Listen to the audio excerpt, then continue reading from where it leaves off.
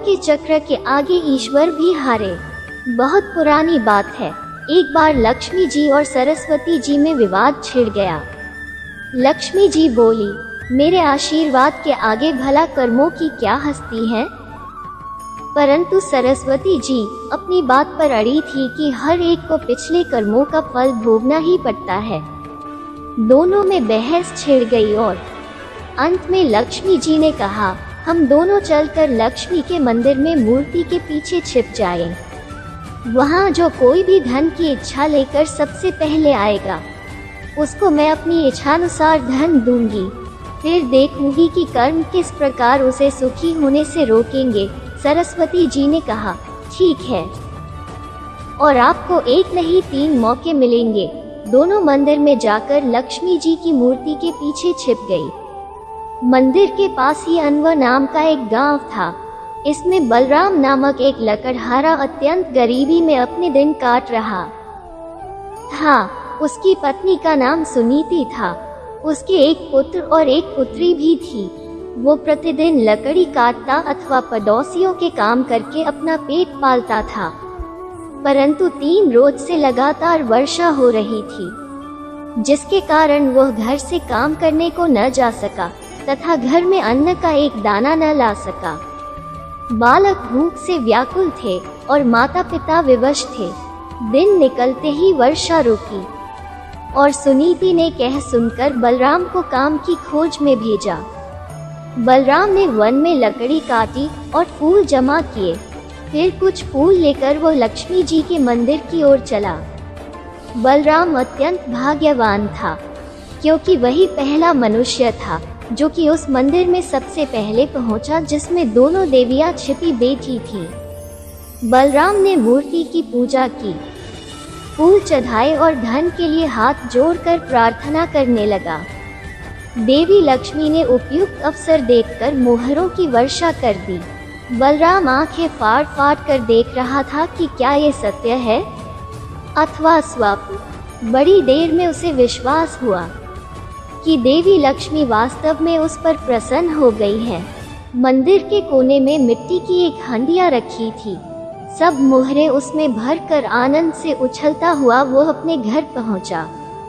बाहर से ही उसने अपनी पत्नी को आवाजें देनी शुरू की कि देखो सुनीति, मैं क्या लाया हूँ।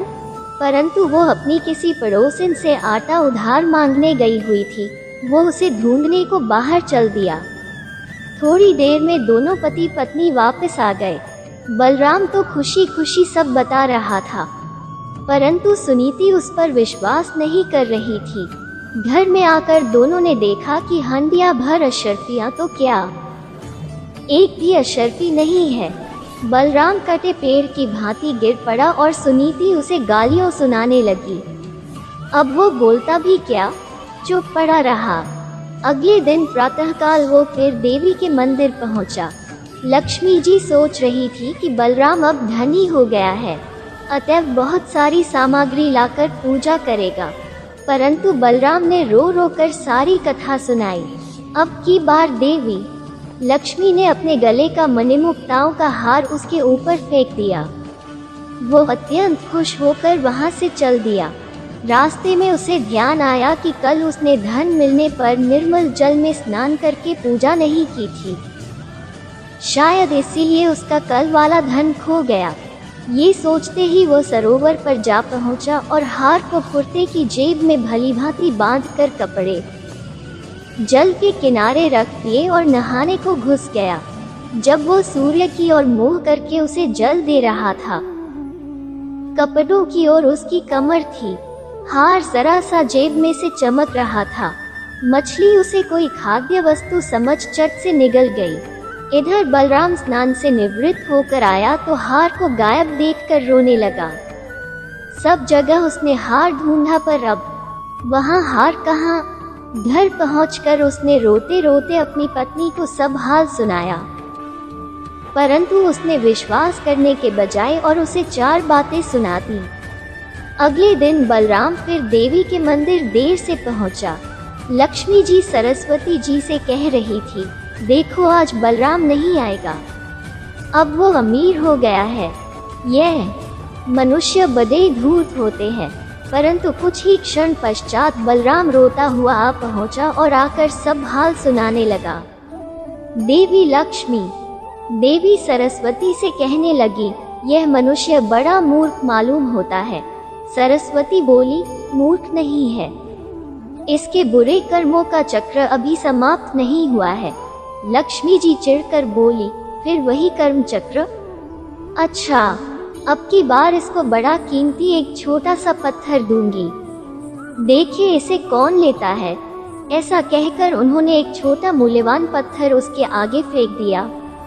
बलराम ने उसे तुरंत उठा लिया और आंखें फाड़ फाड़ कर देखने लगा। अब वो उसे मुट्ठी में दबाए घर की ओर भागा। उसे सुनीति के पास पहुंचने की जल्दी थी। आधे रास्ते आकर वो मुट्ठी खोलकर देखने लगा कि कहीं अमूल्य पत्थर हाथ में से गायब तो नहीं हो गया। पत्थर लाल लाल चमकते देखकर एक चील उसे खान की वस्तु समझकर उससे एक ही झपटे से छीन कर ले गई। अब तो बलराम सर पीट कर रह गया। उसने घर जाकर अपनी पत्नी को कुछ न बताया और चुपचाप जाकर लेट गया। उसे ऐसा लेटा देखकर सुनीति का हृदय भर गया तथा वो उसे खोए हुए धन के लिए सांत्वना देने लगी। अगले दिन वो मंदिर न जाकर मजदूरी करने को चला गया, क्योंकि सुनीति की ऐसी ही इच्छा थी। उधर मंदिर में देवी लक्ष्मी कहने लगी, अब बलराम जरूर लखपति हो गया होगा, भला वो अब यहाँ क्यों आएगा? परंतु सरस्वती बोली, नहीं बहन, ऐसा नहीं हुआ। वो अभी उतना ही गरीब है और शाम को उसके बुरे कर्मों का प्रभाव समाप्त होगा, तब वो अवश्य ही लखपति बनेगा।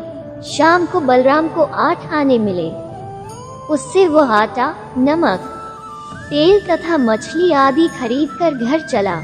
उसकी पत्नी तथा बच्चे ये सब देखकर अत्यंत प्रसन्न हुए। पत्नी ने घर में जाकर भोजन की तैयारी शुरू की और वो कुल्हाड़ी लेकर लकड़ी लेने चला।